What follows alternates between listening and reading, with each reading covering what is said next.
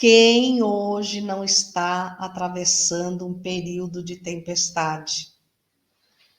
Em qualquer campo da existência, as trovoadas descem sobre nós, testando-nos a fé que não se conforma mais em ser cega. Por isso a beleza do Espiritismo, porque ele nos clareia dúvidas que até então nós éramos obrigados a carregar conosco sob o império de normas que não poderiam ser de forma alguma desobedecidas, porque se tornariam, em certas condições, um pecado irremissível. E nós iríamos, em definitivo, para o inferno, ou transportados para o céu.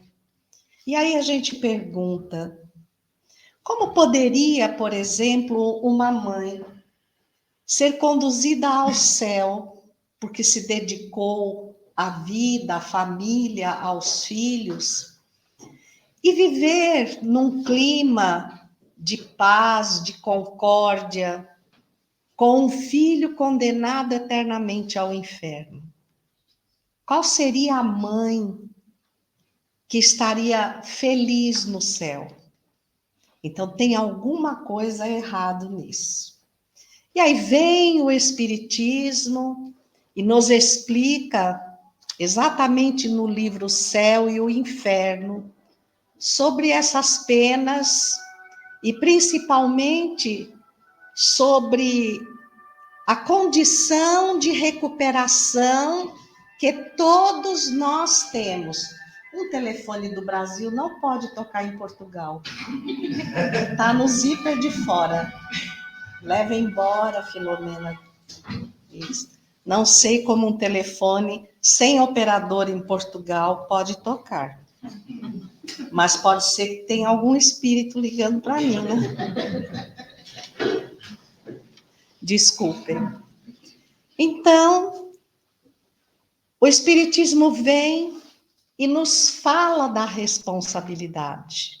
E aí nós olhamos um período em que o mundo mergulha em guerras, poderíamos dizer que o mundo está mergulhado em trevas, em que vemos por toda parte o mal se multiplicar e parece que os maus estão sempre em vantagem, que o bem se dilui e desaparece. Não é verdade.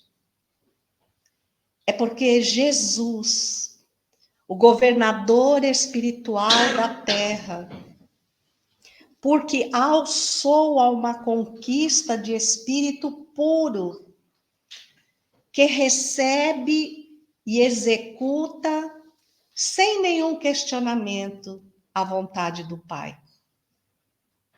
Vem esse Jesus e nos aponta o caminho, e nos diz: todas as oportunidades que eu te ofereço, oferecerei ao pior dos criminosos, porque amo a todos.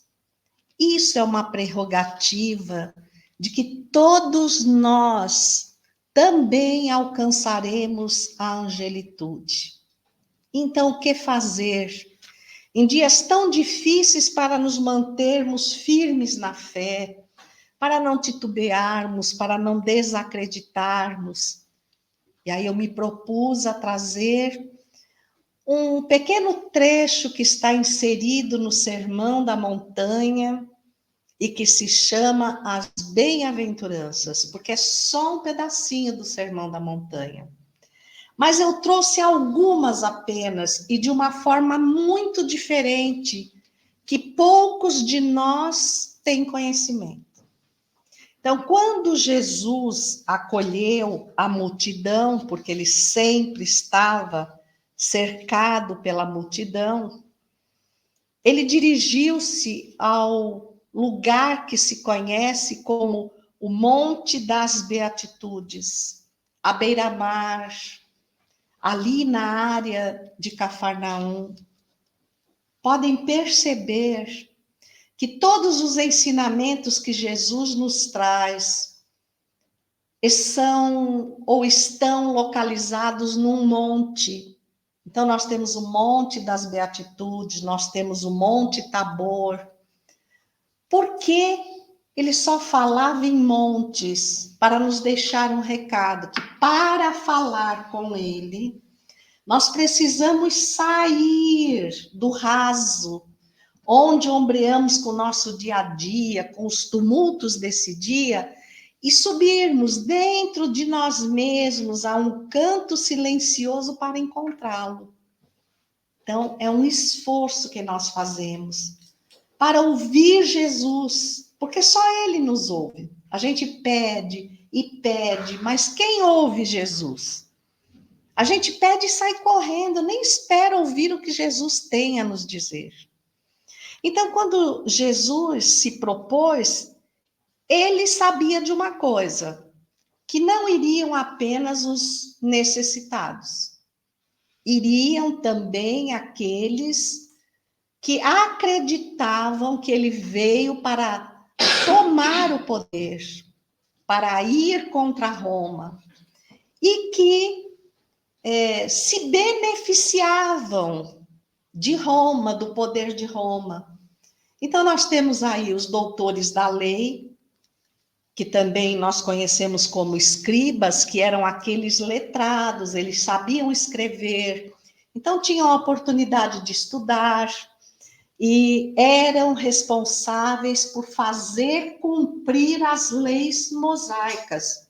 Mas as leis mosaicas eram ríspidas, elas nos davam o direito da vingança, e Jesus não era mais desse tempo.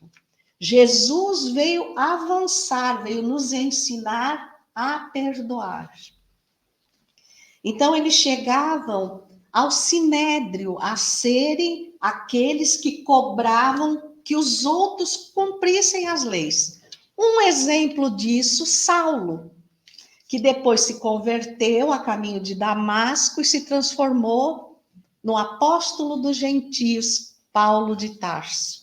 E quando ele se transformou, ele começou a ir em direção aos pobres, aos excluídos, porque era tido como uma grave ofensa às leis judaicas. Como pode? E Jesus veio exatamente para os excluídos. Então, tinham também os fariseus. Nós, na maioria das vezes, sabemos muito bem como Jesus se referia aos fariseus.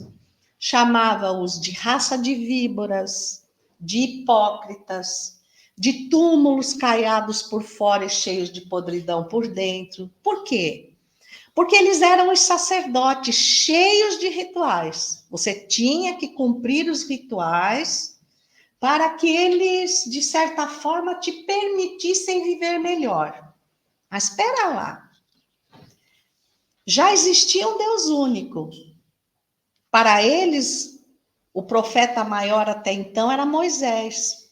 E como Jesus não nasceu de uma família tradicional, não fazia parte dos escribas, não era um doutor da lei, não veio com poder econômico para formar um exército e arruinar o poder romano. Então, aquele nazareno pobre que se misturava com todos não podia ser o Messias. Eles não aceitavam isso. Então, ele era alguém que queria se fazer passar por um Messias para, como se diz no Brasil, dar um golpe. Então, Jesus sabia que eles estariam lá para colher algo com o qual pudessem condená-lo. Mas ele não tinha medo da condenação. Naquela época, havia uma hierarquia entre os judeus. Eram formados por 3 categorias, 3 classes. Os pobres, que eram chamados pobres de espírito, mas também amaldiçoados por Deus. Então já não basta você vir pobre, Isso já representa que Deus te excluiu. Como é que Deus pode excluir alguém? Então, nasceu pobre, eles olhavam e diziam: esse não presta. Porque Deus os castigou, porque eles devem ter feito muito mal, então eles nasceram pobres. Essa classe de pobres não podia sequer adentrar o templo. Então, eles não tinham direito à religião. Como é que funciona um Deus único que expulsa os que mais precisam da religião? Você não podia visitá-los, ir à casa deles, muito menos sentar com eles na mesa, porque eles eram imundos. E era tudo que Jesus fazia. Ele sentava-se na mesa dos pobres. Quem não conhece a história de Lázaro? E suas irmãs Marta e Maria, que moravam em Betânia, eram pobres. E, no entanto, Jesus, cada vez que cruzava aquela estrada, fazia questão de pernoitar na casa deles. Então, ele já ofendia as leis. A segunda categoria eram os ricos, os poderosos, os que nasceram em famílias que tinham nomes a zelar, que podiam ter títulos. Esses eram os abençoados por Deus. E queria dizer que eram homens bons, porque Deus, de tal maneira, os achava bons que os mandou para a terra com riqueza. Então, vejam como eles atrelavam a categoria do espírito a como ele veio para a terra. Acho que aqui, na maioria, nós seríamos todos excluídos. Não poderíamos sequer vir ao centro espírita, né? E uma categoria muito especial, que eram os doutores da lei, do sinédrio, e os sacerdotes dos templos, que viviam, os sacerdotes, do mais puro comércio. Quando Jesus vai ao templo e derruba as mesas, que as pessoas falam, mas eram comerciantes. Não eram comerciantes. Eram todos sacerdotes que vendiam e que, do tamanho do pecado que você cometia, você tinha que comprar um animal. Então, o pecado é pequeno, compra uma pomba. É grande, compra uma ovelha, compra um cabrito. Quer dizer, você era pobre de espírito, não tinha dinheiro, era amaldiçoado por Deus, ainda tinha que comprar. E não podia entrar no templo, só na área externa. Então, naquele dia, claro que os desesperados, os aflitos, os pobres foram para ouvir Jesus. E os outros se misturaram para colher alguma prova contra Jesus. Também funcionava assim: se você chegasse num lugar que estivessem presentes as três categorias, você tinha que ignorar os pobres, era como se não existisse ninguém. Primeiro falar com os sacerdotes ou os doutores da lei e depois com os poderosos. O que Jesus fez quando ele iniciou o Sermão da Montanha, principalmente as bem-aventuranças? Para quem quiser ler isso com calma, porque tudo que é estudado à luz do Espiritismo foi tirado do Novo Testamento. Então, vocês podem ir a Mateus, capítulo 5, 6 e 7 na íntegra, que é quando ele coloca as bem-aventuranças. E prestem atenção que não foi o Espiritismo que criou isso, porque está nessa sequência no Evangelho de Mateus 5, 6 e 7. No capítulo 5, Jesus abre a fala aos pobres, aos amaldiçoados.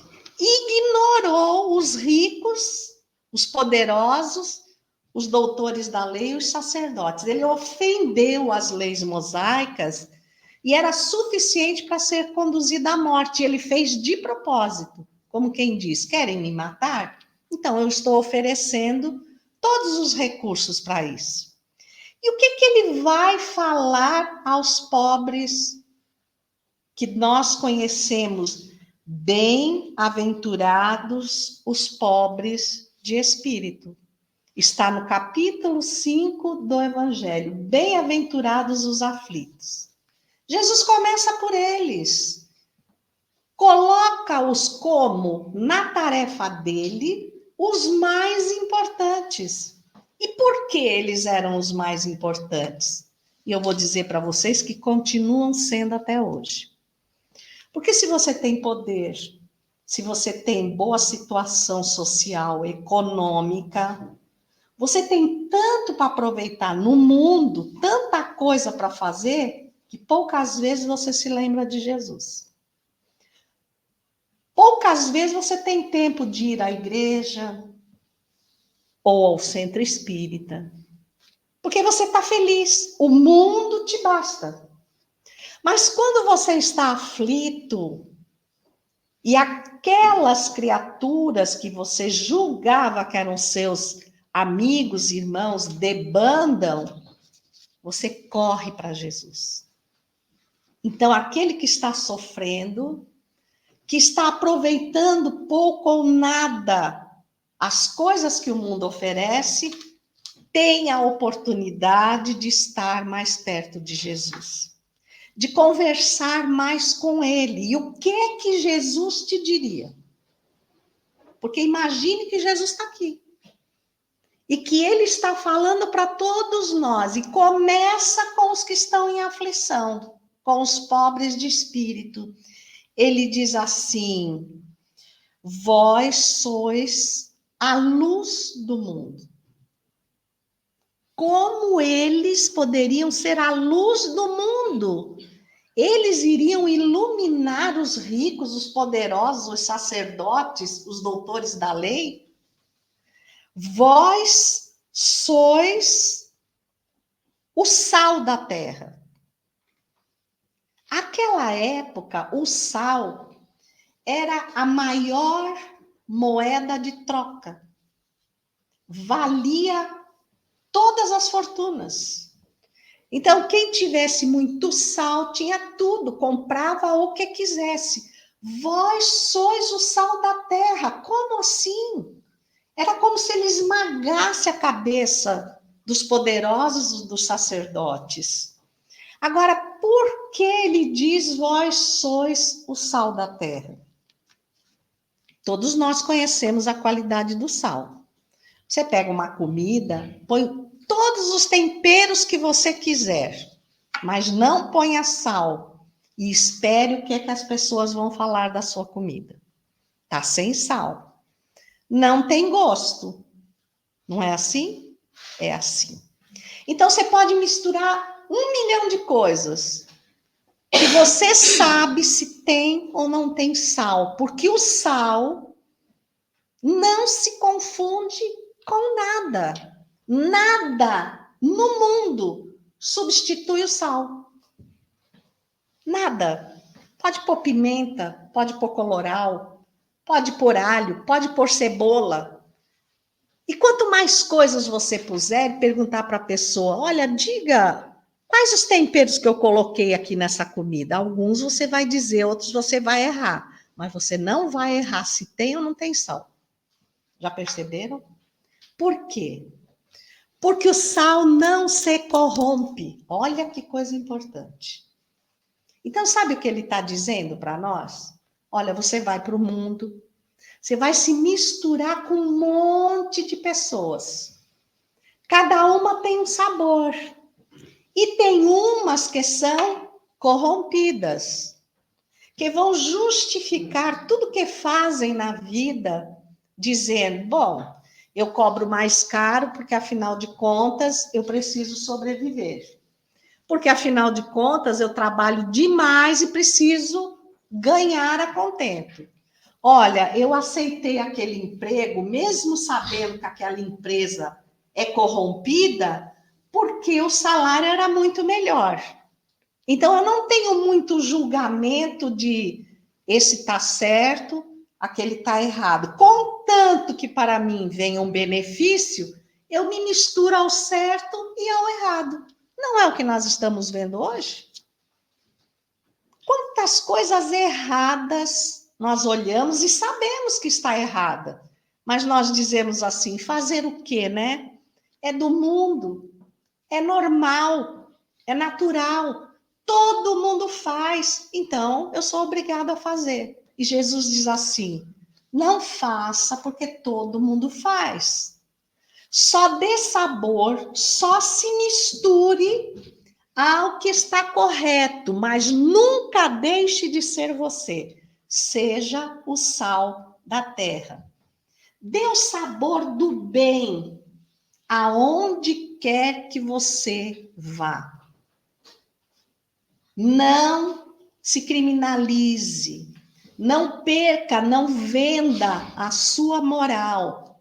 E ele foi dizendo: bem-aventurados sois vós que tendes fome e sede de justiça. Bem-aventurados sois os aflitos. Bem-aventurados, porque sereis mansos e pacíficos e herdareis a terra. Então, dizendo assim, olha, não se revoltem, nem queiram destruir, nem revolucionar. Então, se Jesus dizia isso, ele já afirmava que ele não veio para guerrear, que ele não veio para tomar o poder, ele veio para modificar as almas. Então, ele disse: olha, não adianta, porque você é pobre, é excluído, porque todo mundo pisa em você, você querer se vingar. Porque você, além de talvez não vencer, porque não tem armas, porque não tem poder, você vai se corromper moralmente. Então, não terá oportunidade a atingir o reino dos céus. Aproveite agora que não é você que castiga. Você não é o algoz, você é a vítima, você é o que está sendo castigado. Aproveite para se recuperar dos deslizes e se tornar bom. E ele leva todo o capítulo 5 de Mateus só falando para os pobres. Eu fico imaginando a raiva dos outros. E a última coisa que ele falou: amai os vossos inimigos. Então, assim, olha, não apenas não vingueis, mas aprendei a amá-los. Olha que difícil. Imagina dizer hoje para nós: ah, fulano é meu inimigo, me quer mal, mas aprenda a amá-lo. É uma coisa dura de se fazer. Mas o amor que ele fala é não lhe querer mal. Quando ele fala em perdoar, não é você dizer assim: bonitinho, ontem você me fez um mal, mas hoje eu vim aqui te abraçar, te dar um beijo, eu te amo. Isso seria hipocrisia. Nenhum de nós conseguiria. Você também não vai esquecer. Quem que esquece algo ruim que alguém faça? Vamos assumir, ninguém. Mas trabalhar para que quando você se lembrar, você diga assim: não lhe desejo nenhum mal. Já experimentei o seu mal, mas não te desejo mal. Isso já é amor. Já é um princípio de amor. Então é isso que ele pede para nós. Não é para mudar e viver na casa do inimigo. Não é nada disso. É apenas não lhe queira mal. Aí ele pega o capítulo 6, Mateus, e se dirige aos ricos. De novo, ele não fala com os sacerdotes. Ele tinha que falar primeiro, porque era uma classe privilegiada. Eles eram os representantes diretos de Deus. Olha que coisa chique, né? Então ele não fala com eles, ele fala com os ricos. E o que ele fala para os ricos? Ele diz assim: guardai-vos de fazer as vossas boas obras diante dos homens, só para ser desnotados. Então, assim, olha, você quer fazer caridade? Não precisa só aparecer. E eles queriam fazer doações quando o templo estava cheio, ou na rua anunciando para todo mundo: não saiba a vossa mão esquerda o que fez a vossa mão direita. Como quem diz, não dai por interesse, para que todos aplaudam. Inclusive, isso aqui vale a pena a gente parar um pouquinho e lembrar que no Livro dos Espíritos, na pergunta 895, Kardec questiona assim: Mas, afinal de contas, por que todos nós já sabemos sobre o bem e o bem ainda não se materializou definitivamente na Terra? Resposta dos Espíritos. O grande obstáculo à materialização do bem é o interesse pessoal. E é. Você, quando vai oferecer alguma coisa, você primeiro pensa se vai valer a pena. Até para um pobre. Você julga se vai valer a pena. Se for para um familiar, a gente diz que está ajudando porque ama, porque é sangue do nosso sangue, que não espera nada em troca. Aí passa 20 anos, aquele familiar discorda de você, vocês brigam, ele vai embora e você diz, ingrato. Dei tanta coisa para ele, olha o que eu recebo de troca. O que está aí no meio? Interesse pessoal. Olha como nós somos parecidos com os ricos e poderosos. A gente sempre faz esperando em troca. Um agradecimento, que aquela pessoa saia dizendo, olha, fulano me ajudou, na hora foi fulano que fez por mim. No fundo, todo mundo quer, a gente diz, ser reconhecido. Mas não é reconhecimento, é exaltação. E era exatamente do que viviam aqueles homens e mulheres ricos. Aí ele vai mais longe e diz assim: quando orardes, não sejais como os hipócritas. Quem eram os hipócritas? Eram os fariseus. Eram os doutores da lei, ou os sacerdotes do templo. Porque os doutores da lei, dentro do sinédrio, eles impunham as normas, eram todos poderosos, não permitiam que lhes apontasse absolutamente nada. E como os nossos políticos, seja daqui ou seja de lá, do lado de cá ou do lado de lá do oceano, né? Eles querem que todo mundo saiba o que eles estão fazendo. Isso quando não falam e não fazem, mas fica registrado que eles falaram. Eles eram iguais. E você encontra no livro Paulo e Estevão os dois lados da moeda. Porque Saulo era um doutor da lei, e depois, quando ele se converteu, ele percebeu que tudo que eles mandavam os outros fazer, eles não faziam. Faz o que eu mando, mas não faz o que eu faço. E aí condenava os outros por uma coisinha quando eles faziam muito pior. Então ele diz assim, olha, não sejam como eles, né? Aí disse mais. Eles gostam de orar de pé nas sinagogas e nas esquinas das ruas, para serem vistos pelos homens. Os sacerdotes, quando saíam à rua, eles saíam cercados ou em liteiras, ninguém podia chegar perto deles. Ninguém podia chegar e pedir uma prece. Eles não fariam uma prece individual por qualquer um. Eles só oravam quando a sinagoga estava cheia para aparecer.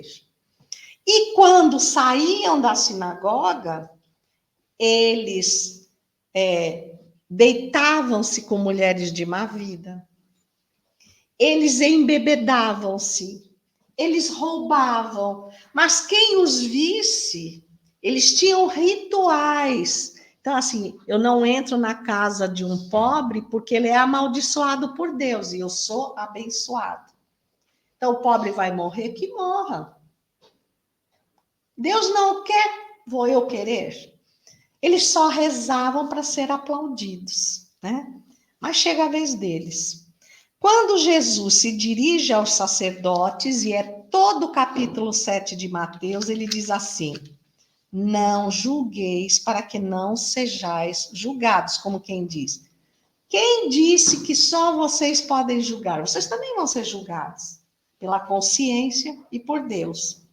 Não condeneis, porque da mesma forma que condenardes, sereis condenados. Como é que vocês podem ver o argueiro que é uma coisinha, é um cisco no olho do outro e não vê uma trave no vosso olho?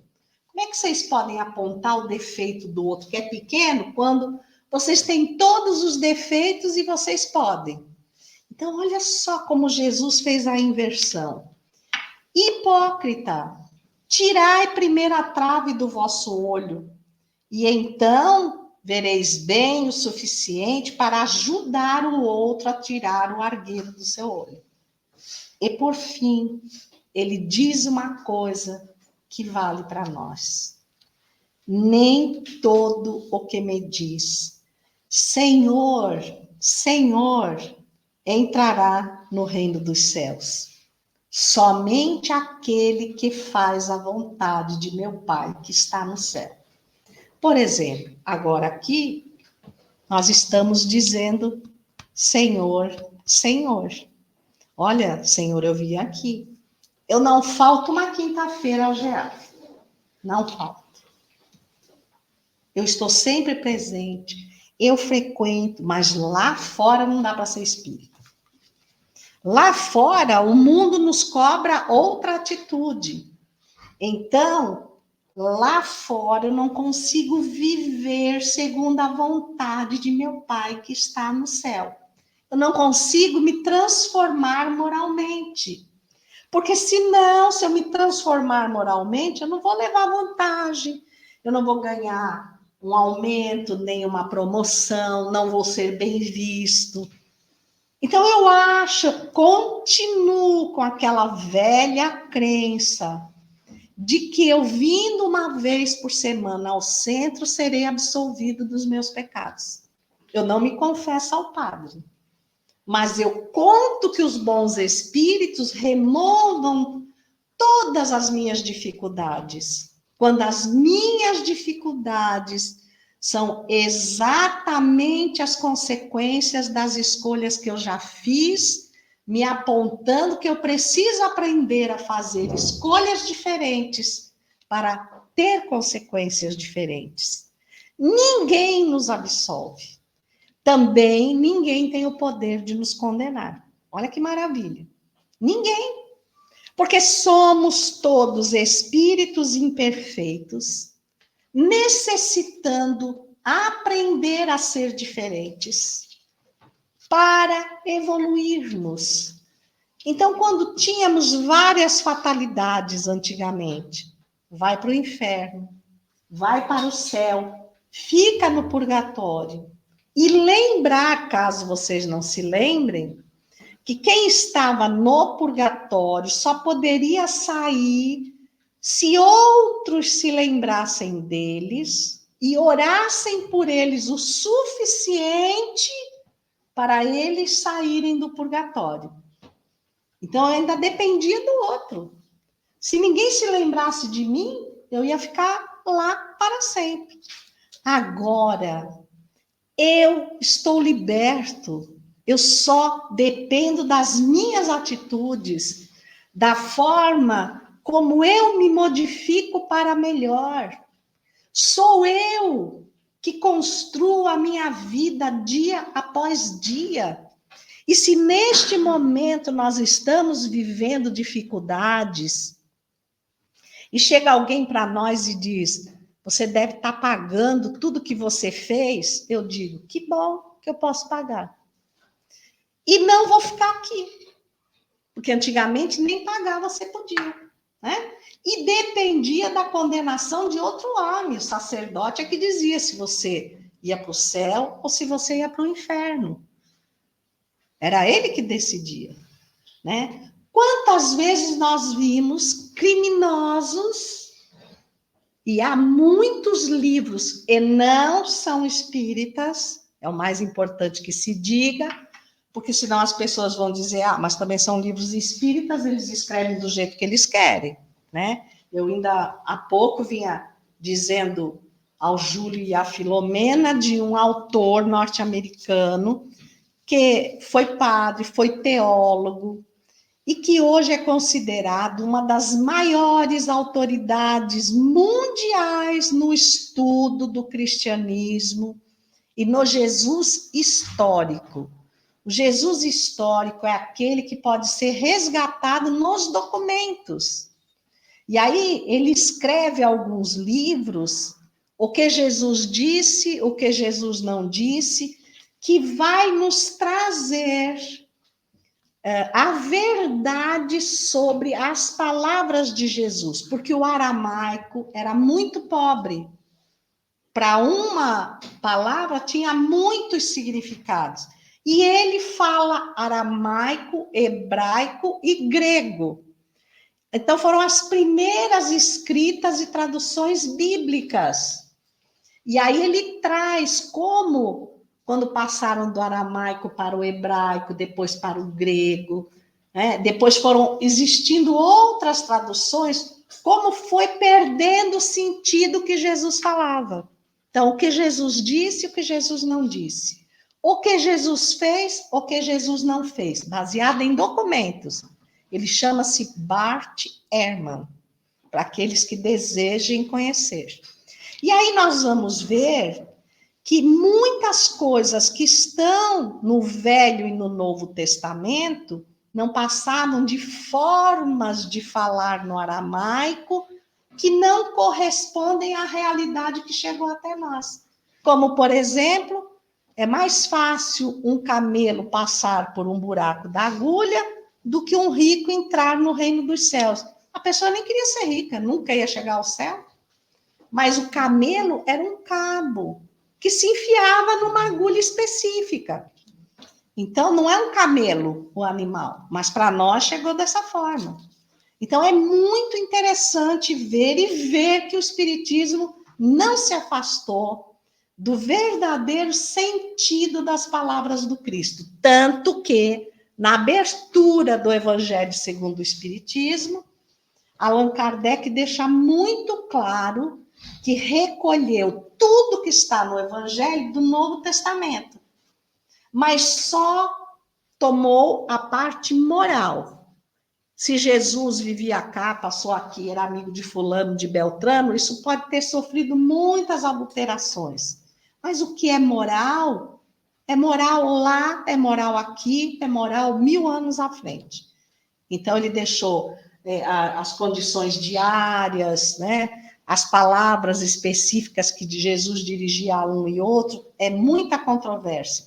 Mas o que é moral, o que é bom e o que é mal, para sempre assim será, né? Então, hoje, apesar de nós estarmos mais de 2000 anos à frente da época em que tudo isso aconteceu, nós estamos passando as mesmas aflições. E nós até podemos dizer mais, de uma forma disfarçada, nós também temos castas. Nós também somos prezados por ter ou não uma condição social, por ter ou não uma carinha simpática, por se vestir bem ou não. Poucos esperam para nos conhecer de verdade, para saber das nossas reais condições, a fim de nos oferecer uma oportunidade ou de serem nossos amigos. Então, pensem que Jesus volta a nós e nos faz estas advertências. E já que vivemos num período de castas, é preciso ter coragem hoje para fazer uma reflexão. Se Jesus viesse e eu estivesse na multidão, o que ele designaria para mim? Isso é uma análise de cada um de nós conosco. Onde eu me incluiria? Eu estou na categoria dos pobres de espírito, dos ricos e dos poderosos, dos doutores da lei ou dos sacerdotes do templo. Quais dessas afirmativas de Jesus cairiam para o tipo de vida que eu estou levando? E a partir daí, aquilo que for possível, a gente corrigir. De tal maneira que nós tenhamos a coragem de ser aquela categoria mais simples, mesmo que tenhamos dinheiro, mesmo que tenhamos poder, que nos ombreemos com os aflitos, com os desesperados, com os ignorantes, com os que não têm ninguém, que nós não queiramos parecer acima deles, a ponto de Jesus ter certeza que nossas atitudes fora do centro espírita serão a luz do mundo e nós seremos o sal da terra. E para finalizar, querendo dar um pouquinho de sentimento a essa condição de pobres de espírito, que, segundo o Espiritismo, são aqueles que reconhecem que tem muito para aprender, que tem muito para servir. Eu queria finalizar contando uma história que está no livro Antologia Mediúnica do Natal, de Francisco Cândido Xavier, na lição O Natal do Apóstolo. Quando Humberto de Campos, o irmão X, narra o momento em que, passado dos 80 anos, Pedro é aprisionado em Roma, atirado àquelas celas imundas, velho, doente, frágil. Ele tinha a mesma firmeza de quando aprendeu com Jesus. Quando ele aprendeu a andar sobre as águas e no momento em que uma onda se ergue, ele afunda, porque a sua fé era titubeante. Ele aprendeu com Jesus a ter coragem, porque quando Jesus disse que ia partir, ele respondeu a Jesus: eu vou contigo, Senhor. Ah, Pedro, onde eu vou tu não podes ir, tu não terias força para ir. Como me dizes isso? Eu sou um homem forte. E ele disse: não, Pedro, não és forte o suficiente para enfrentar a revolta do mundo. Eu sou, Senhor. Pois eu te digo, Pedro, que antes do galo cantar, tu me negarás 3 vezes. E ele negou Jesus. Não conhecia Jesus, não andava com Jesus. Mas quando Jesus ressuscita e visita os apóstolos, ele aconchega-se a Pedro e diz: lembrem, Jesus já tinha morrido. Mas ele aparece aos discípulos e diz: Pedro, tu me amas? Porque Pedro não negou Jesus 3 vezes. Então ele vai fazer a pergunta 3 vezes. Pedro, tu me amas? Amo, Senhor. Então apacenta as minhas ovelhas. E faz a pergunta pela 2ª vez e Pedro fica irritado. Porque Pedro é muito parecido com a gente, né? Ama Jesus, mas não deixa de dar um coice no outro, né? E aí, pela 3ª vez, Jesus pergunta: Pedro, tu me amas? Ele diz: ó Senhor, eu já te disse, esta é a 3ª vez. Sim, Pedro, tu me negastes 3 vezes. Tu me amas, Pedro? Sim, Senhor, eu te amo. Então apacenta as minhas ovelhas. E a Pedro coube a maior de todas as tarefas, que foi não esquecer Jesus depois que ele partiu. Não esquecer ou não deixar que os cristãos esquecessem Jesus. Então ele junta-se a Tiago e a João e funda a Casa do Caminho, entre Jerusalém e Jope. Serve até o último momento a Jesus, ainda na prisão. Ele servia por todos os meios, mas naquele dia, um centurião poderoso, movido por um pelotão, apresentou-se à cela, arrancou Pedro aos empurrões, sem respeitar-lhe a idade, e disse: vamos, velho nojento, a mim coube a honra de te matar. E foram empurrando Pedro em direção à Via Ápia, que era por onde entravam os grandes soldados romanos que recebiam a coroa de louros, mas onde eram executados aqueles que se tornavam inimigos de Roma. E começou a pedir aos soldados que o cutucassem com a espada, e no transcorrer da estrada, centenas de homens, mulheres, crianças ajoelhados, dizendo: ó Pai, chamavam Pedro de pai, tu nos ajudastes tanto, tende piedade dele. E o Sertório Aniceto dizia: ele não presta, ele vai morrer. E realmente, quando chegou às portas de Roma, ele executou, crucificando. E nesse momento, Pedro disse: eu não mereço morrer como nosso mestre. Ele é muito mais do que eu. Então, crucifica-me de cabeça para baixo, para que os pés que ele lavou possam apontar o céu. Tem uma música lindíssima no Brasil, de Tim e Vanessa, que fala Pedro, o pescador de almas. Então, vocês coloquem no Google e vai mostrar a beleza dessa história. E Sertório Aniceto até ficou feliz, porque velho, crucificado, de cabeça para baixo, ia morrer mais rápido. E ele queria avançar, ele queria ir para as tabernas, para as mulheres, mas o apóstolo não morreu. E enquanto Pedro, de cabeça para baixo, olhava o céu e dizia: Senhor, que saudade de ti. E se lembrava da sua casa humilde à beira de Cafarnaum, de todas as almas, de toda a multidão que Jesus curou, das pescas, do momento em que ele curou Maria de Magdala, dos leprosos, das romãzeiras, das rosas, das frutas que eles iam colhendo, porque nada juntavam para comer.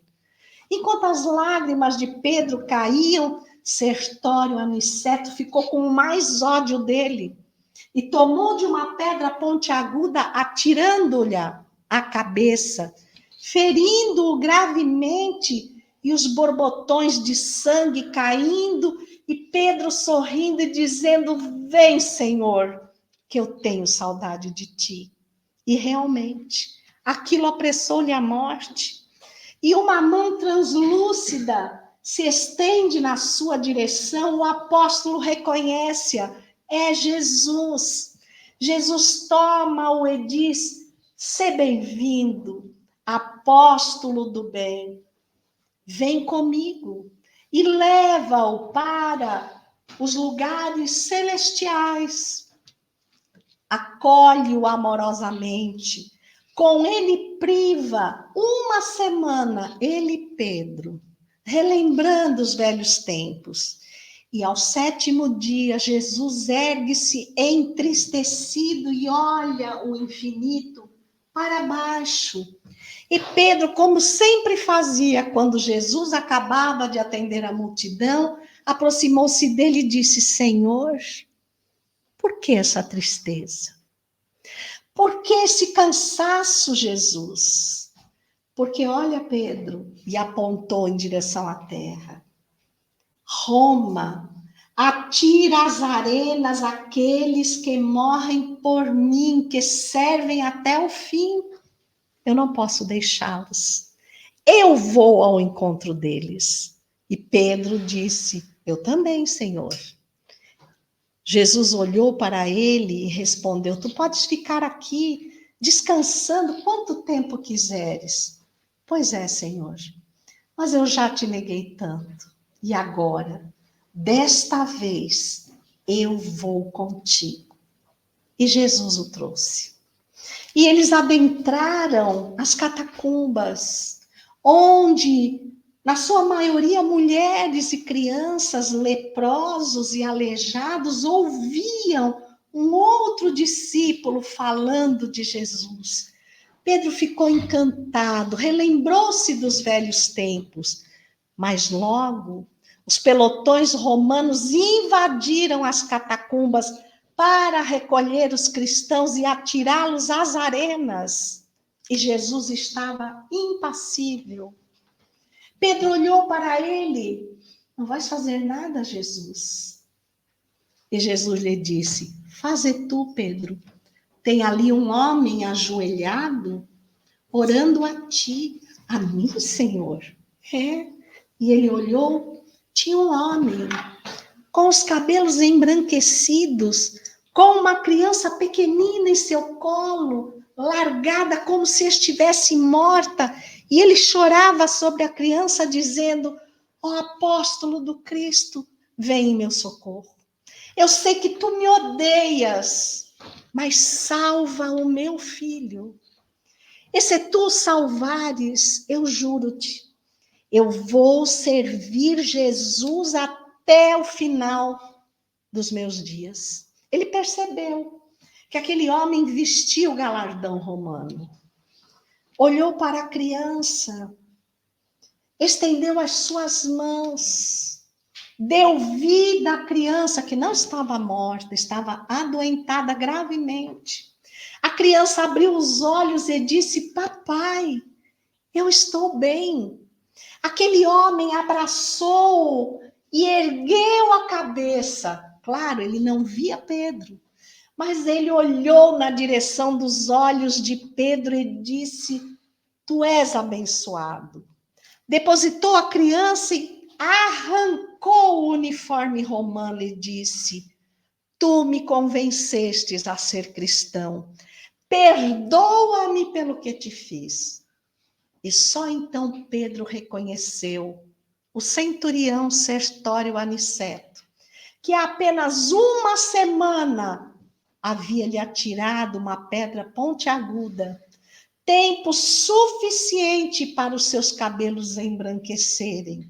E ele, sob as dores mais excruciantes da terra, voltar-se finalmente para Jesus.